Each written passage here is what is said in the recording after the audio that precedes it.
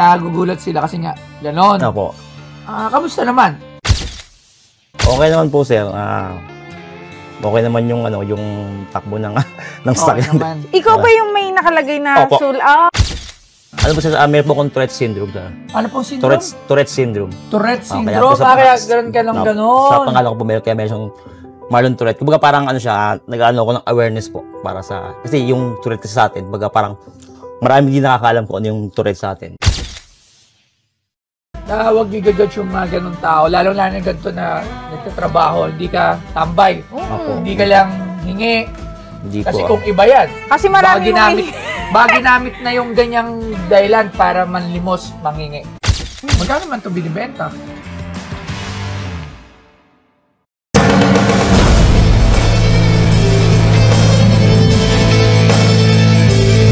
Uy, asawa. Uy. May baby. May baby. My God. Parang... Magandang hapon po. Gusto ko Hello po. Hello po. Ay, magandang hapon po. Hello po. Magandang hapon. Sir, ano pa pangalan nila? Marlon po. Marlon. Si ma'am. Ay, ano pong sadya? May, ano po sa... Parang namumukhaan kita, sir. Nag-vlog din po, sir. Nagbablog din kayo. Ano pong vlog nyo? Yung Marlon Tourette vlog po. Marlon Tourette. Ano po yung nilalaman ng vlog nyo? Ano po, sir? Kumbaga parang, Ano, sir? Mannerism, sakit? Ano po, sir? Meron po akong Tourette syndrome, sir. Ano pong syndrome? Tourette syndrome. Tourette syndrome? Kaya ganun ka lang ganon. Sa pangalan ko po, kaya meron siyang Marlon Tourette. Kumbaga parang siya, nag-ano ko ng awareness po para sa, kasi yung Tourette kasi sa atin, kumbaga parang marami din nakakaalam ko ano yung Tourette sa atin. Ano po ba yung Tourette syndrome? Yan, katulad sa inyo. Apo. Isa po siya po siyang neurological condition kung saan may mga hindi mapigil na paggalaw, mga involuntary movement po. Mga po nakita niyo sa akin, ganun po. Okay. So, ano yan? Inborn? Sa genes po siya, sir. So, pinanganak ka ganyan na? So, ano po siya, nag-start po siya sa akin, sir, yung mga sign niya, lumabas sa akin, mga 6 years old pa lang po ako. So, ganyan ka na 6 years old hanggang tumanda? Nagsimula po siya, sir, papikit-pikit lang po ako noon. Yung mga kurap-kurap, gano'n. Tapos hanggang ngayon, buong katawan na yung kumagalaw. Habang lumalaki ako, dadagal yung mga tics ko. Yan, dumadami siya, gano'n. So nung bata ka, ganyan na yung so nakaranas ka siguro dyan ng mga bullying, ng mga pang-asar, gano'n. Nakaranas ka ba ng gano'n? Opo, sir, hindi naman po tayo nakaligtas sa mga gano'n. Kahit hanggang ngayon sa meron pa rin mga hanggang ngayon. Sinagulat nga ako, akala ko nadapa ka lang. Yun pala.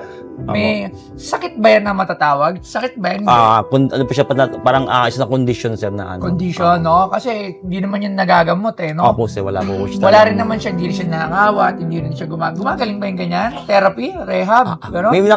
May mga pwedeng gawin na mga tutulong, sir, na yung mga therapy na tutulong. Mababawasan yung tics, pero hindi siya mawawala. Alright. So, ano sadya po natin dito? Sir, pali may dala kasi akong sir, BCD.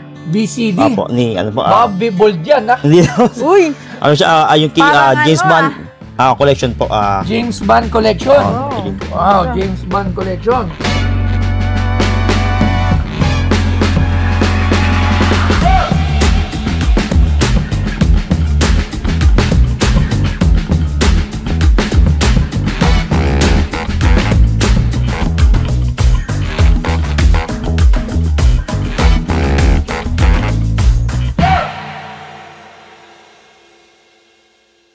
Tingnan natin. Saka isang itong Titanic na. Titanic BCD. Meron na ako niyan. Meron tayo nito. BCD. Parang dalawa na ata yung ganito natin. Oo, so ito BCD collection. Anong trabaho mo ngayon? Sir, ano po ako, sir? Grab driver po ako, sir. Grab? Opo. Ito yung nagpa-viral. Nakita. Iniisip ko na yung mga pasyente, yung mga pasahero mo, kinakausap mo sila. Opo, sir. Parang nagugulat sila kasi nga, ganon. Opo. Kamusta naman? Okay naman po, sir. Okay naman yung yung takbo ng sakyan. Naman. Ikaw ba yung may nakalagay na placard na ako, yung gano'n, may nakalagay na placard. Dapat yun ang dinala mo sa akin. Yung placard. Yung placard mo sa sasakyan. Yung kasi sariling sasakyan mo yun. Yung nung dati po kasi nakikidrive ako. Ngayon, yung sarili ko na pinamana yun. Kumikita ka sa FB. Meron naman po, sir. Kumikita ka. Okay, so malaking bagay, Opo. So, wow, BCD, alam mo, isa to sa mga James Bond. Isa to sa mga hindi ko binibili. Pero, alam mo yan si James. Actually, itong mga BCD. Original ba to? Kasi, Opo. magkano ba naman ito binibenta? Ano po, sir, kasi, sir, yung, Complete set, ha? opo. Yung, kasi po, hindi po sa akin to, sir. Ang may-ari po talaga to, yung tsuhin ng asawa ko po.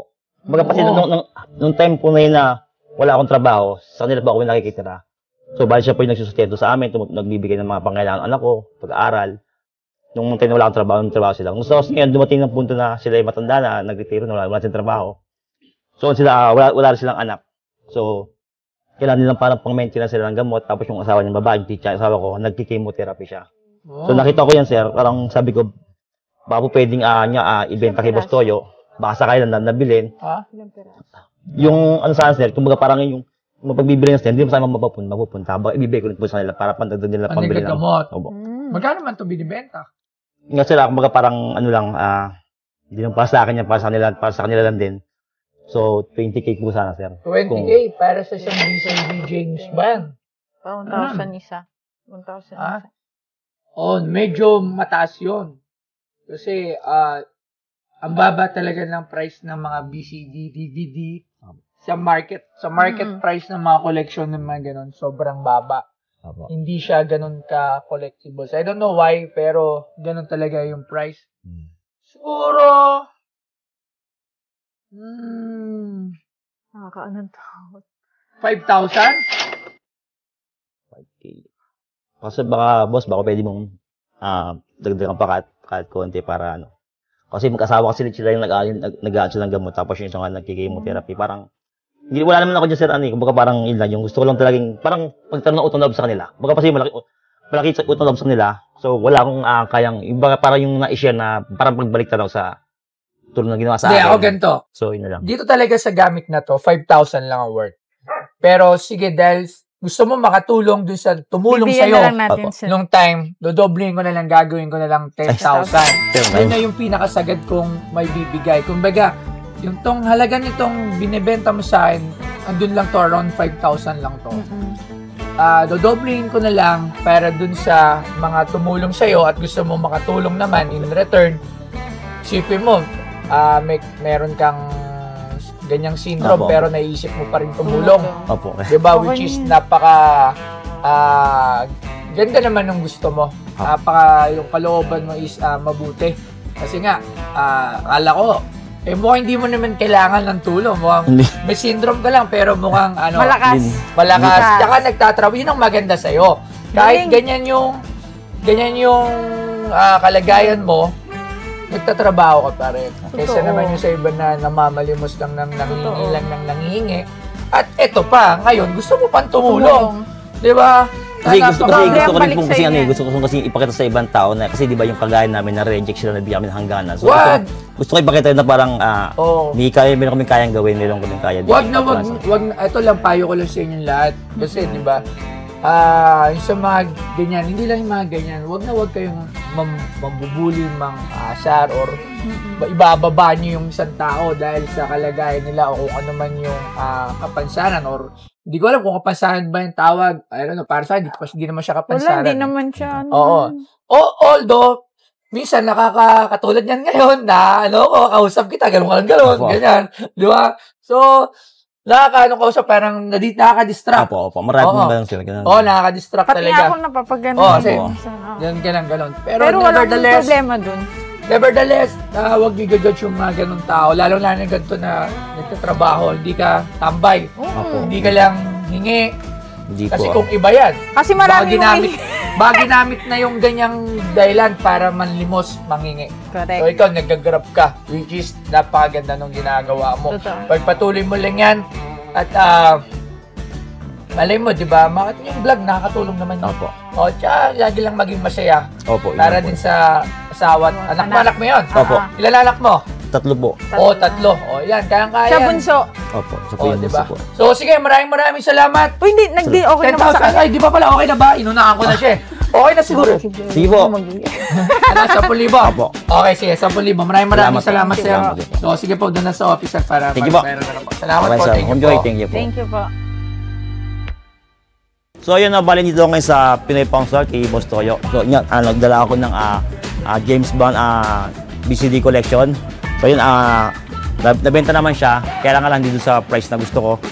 So, pero masaya pa rin ako kasi sinabi naman niya na hindi na nga niya bumibili ng ganong items, pero bilang ano rin niya, kinuha rin niya sa halagang 5K at ang gandahan nun, kumbaga parang dinoble niya ginawa niyang 10K dahil kasi nga ang purpose ko doon sa dalawang items na yun ay tutulong ko din sa taong tungkulong sa akin. So, parang dindagan niya, tsaka kumbaga parang naging maganda yung ano rin niya na dinoble niya yung presyo ginawa ng 10K. Kaya maraming salamat sa iyo, Boss Toyo, sa Pinoy Pawn Stars. Siyempre, ayun, at nabenta rin po yung dinala ko ditong gamit. At siyempre, Pinoy Pawn Stars, salamat. Yan.